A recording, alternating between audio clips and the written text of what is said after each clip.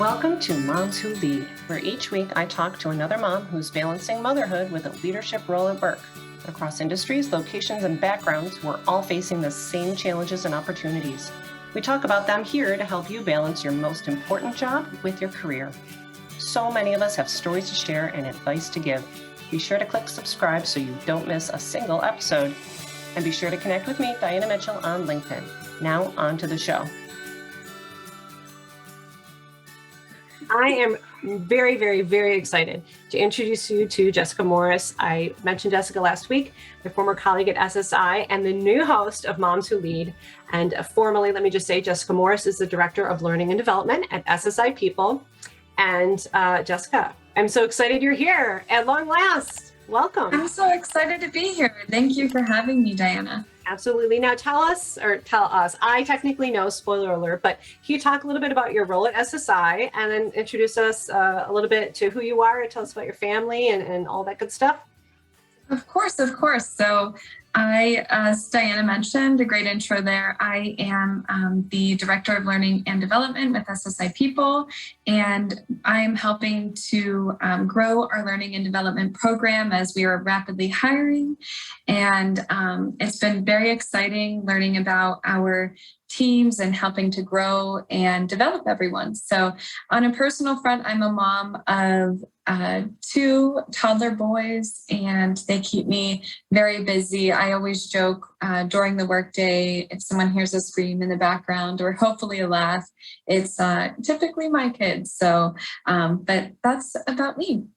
Yes, awesome. Yeah, I think the background laughs are like the best thing. In the beginning of COVID and stuff, we would all get like a little nervous, like, did anybody hear that? And now if someone's like, did I hear a laugh? It's like this exciting thing. And sometimes I wish that people could see her, because every once in a while my daughter will come and the door will be here and I'll just see like eyes peering over mommy. It's so bad. I love that. I know. It's the little moments, right? The silver lining to all of this craziness. But now you said you have toddlers. Can you talk a little bit about your career and where you're at when you became a mom? Because one of the things that I like talking to people about is kind of where they were, and particularly as this show's geared toward moms in leadership roles, based on where we are, can have such a big impact on a career when we become parents. Yeah, most definitely. So I was in corporate America before I ventured into staffing, and that's actually when I had my first son. And, I was flying around different parts of the US, and I didn't even know I was pregnant. And then I found out I was pregnant and, was so excited for this new phase. And, it actually transitioned well. As I was closer to becoming a mom, I knew I needed to find a situation that worked better for my family, that had some work from home flexibility. And this was pre-COVID, so more rare to that.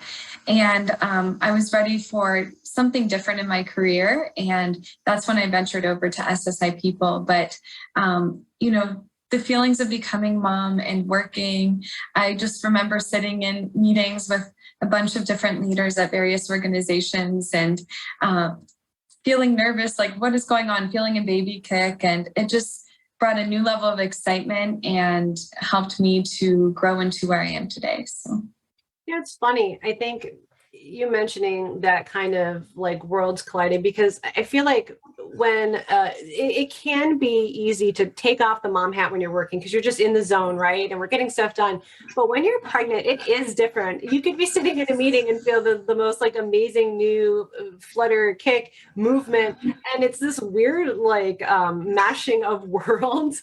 And it's an interesting place to be, particularly when, depending on the organization, how people react. But sometimes it's interesting when you interact with people, sometimes people like to just close off the fact that you're a human being and it's like you're a professional, while others are genuinely interested in you and your pregnancy. And so it's like, do I mention that this exciting thing happened at an appropriate time or do I not? I'm just like thinking back to that. I was working remotely when I was pregnant, but I used to get so many questions, everyone interested. But it's a weird place to be in, certainly. But that's great. And did you have anyone at first in that original organization who was kind of like a mentor or providing any advice to you at the time? There were some other moms that worked, but they were newer moms. So I would just be asking all of the questions. I was such a nervous first-time mom. I was literally, even when I was pregnant, like sweat. I felt so bad for anyone in a meeting room. I'd be like sweating, so nervous. But just around other moms, and I would be asking for tips. And I think that helps, as your mom and you're working to build that community. And it's always great meeting more moms and new moms like you, Diana. And it just helps build that support and share stories, and both the good and the bad, because it comes with many ups and downs, that's for sure. Yeah. And, and that's part of the reason why we built this show, right? So that people don't feel alone, or you don't feel like you're crazy when all these things happen. But the community aspect is so important. And to your point, the good and the bad, because sometimes, particularly like on social media, your friends and family, that's like the curated perfect version and all the cute little things. But sometimes you just want to hear it real, because otherwise you feel like you're a complete and utter failure when it's like, oh no, my kid smeared poop on the wall. Thank God that's actually not happened to me. But I'm just trying to like think of something really offensive or horrible that could have happened where you'd be completely appalled and overwhelmed. But like every mom has those wacky moments where something happens, and sharing those candidly can be very reassuring and help you feel less alone, or less like a total, it's unrealistic to think you're going to go through motherhood and not feel like a total failure at least once. Yeah, it's so true. So true. Yeah, none of us are. I just want to make that clear. We are not a failure, but we feel like it sometimes. Yeah, I agree. But so on the thought of advice, because podcasts in particular, and just in general, we live for snippets nowadays. We live for the inspirational quote or the 140 character tweet. But also that advice, the things that you can recall. Was there advice? And it doesn't have to be from a coworker. It could be from a parent or somebody in the grocery store. Is there that piece of advice that sometimes you like to remember or even pass along yourself that helped you through a tough time or just motivated you? I think from a mom standpoint, and I think even especially with having two younger boys, the best advice, the more you give in, the easier it gets. So I actually sleep right next to one of my kids at night. And I just, learned that for my sanity to give into it. And it helped it to become so much more enjoyable for me. If everything gets spilled all over the kitchen floor, it's okay. If my kid comes running in whenever I'm in the meeting, it's all right. It's just keep smiling through, and they don't sense that stress from you either when you give into it. So I think that was, one of the best pieces of advice I got as a mother, but also has helped from a work standpoint too, is to kind of give into the changes. Every organization is changing and evolving and growing with it. And the same applies to motherhood, I think. So I love that. And I love the example you gave, like if something spills, because my husband and I've been working on this with him, but I like actively choose this.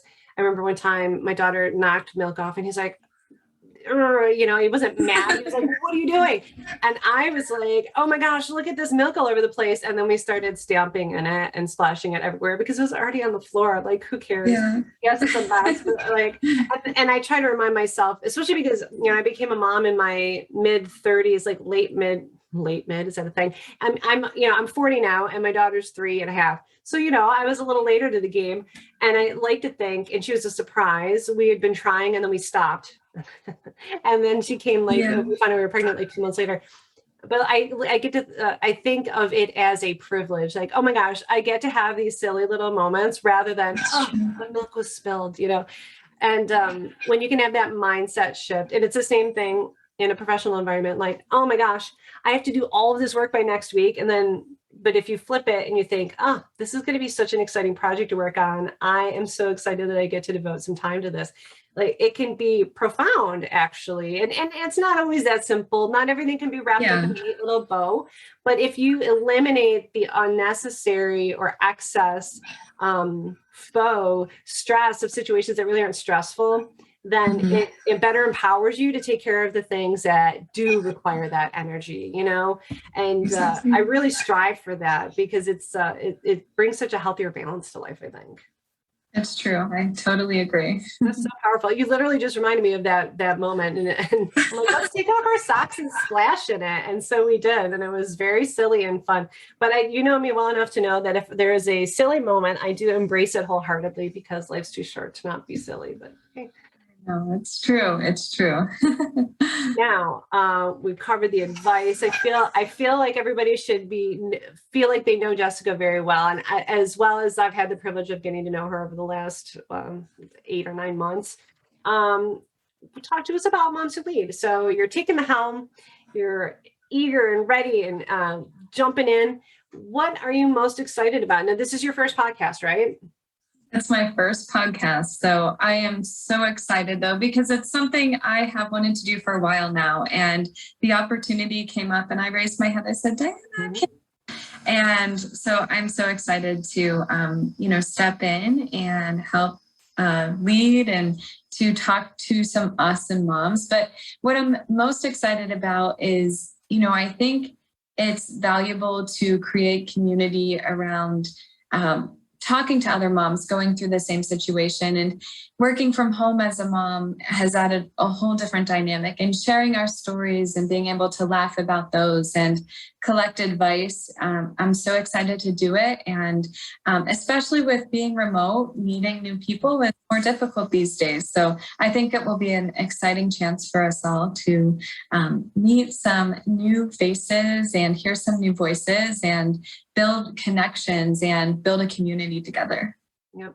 And one of the things I get very excited about when I've been talking to guests these last few months, is hearing about what's going on in their organizations and how uniquely organizations have approached supporting parents and moms in the workplace. And this is something that you and I have lived at SSi, where this supportive culture has been actively nourished and built over the years and supported, and you experience this wholeheartedly right now, and I did.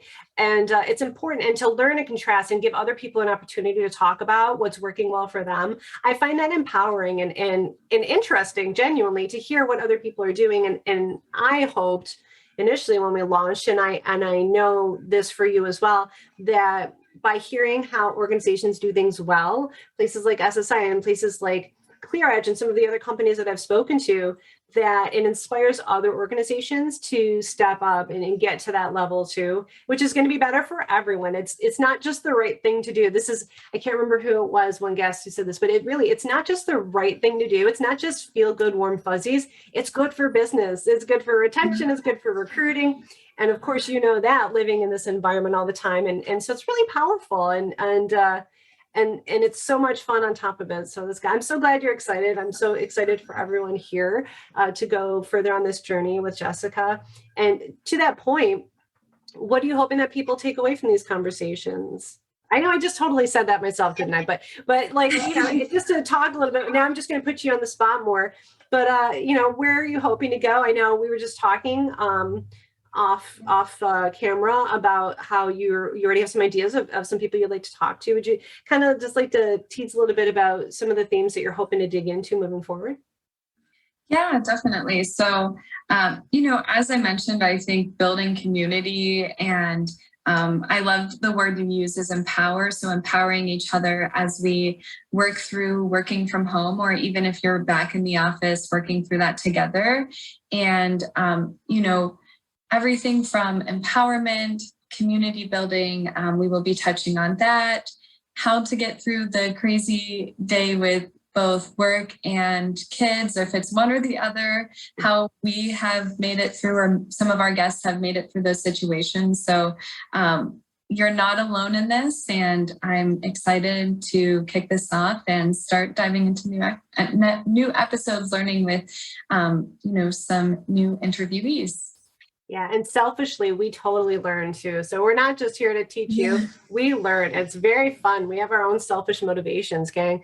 But it is an awful lot of fun, and we hope that you're having a lot of fun with us. And I'm very excited for Jessica. I'm very excited for all of you to continue on this journey. And so Jessica, I just want to thank you, and I'm so excited. And when you were talking about when you put your hand up and told me you were interested, I remember thinking, like, I was so excited and happy. And now the time is here, and so I'm really glad and eager to hear what you bring and how this evolves. And so I just want to thank you, and I want to thank all of you who've been listening and who will continue to listen. And I love how I'm looking at the mic, like all of these people are just living in here listening. But thank you guys, and thank you, Jessica, and you guys will be hearing from her soon.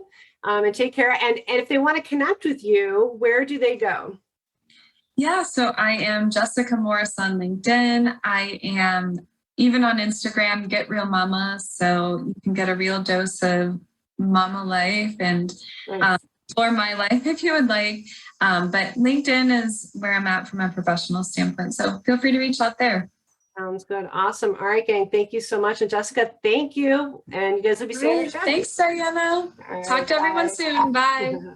Hello, and thank you for all of our listeners tuning into this episode. I am so excited to be kicking off this podcast, and I just wanted to let everyone know we will be taking a short break until the beginning of 2022.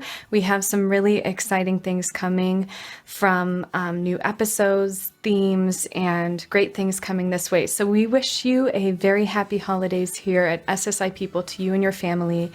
And we look forward to seeing you in 2022. Stay in touch on our social media, and we will see you in the new year. Thanks, everyone. Thanks for sitting in with us this week. My hope is that you feel supported, understood, and heard. I appreciate that you took the time to be here. Let me send a quick shout out to our subscribers who join me here every week. I am so honored. And if you haven't already, be sure to connect with me on LinkedIn. My URL is linkedin.com/in/Diana Mitchell 716. Take care out there, everyone.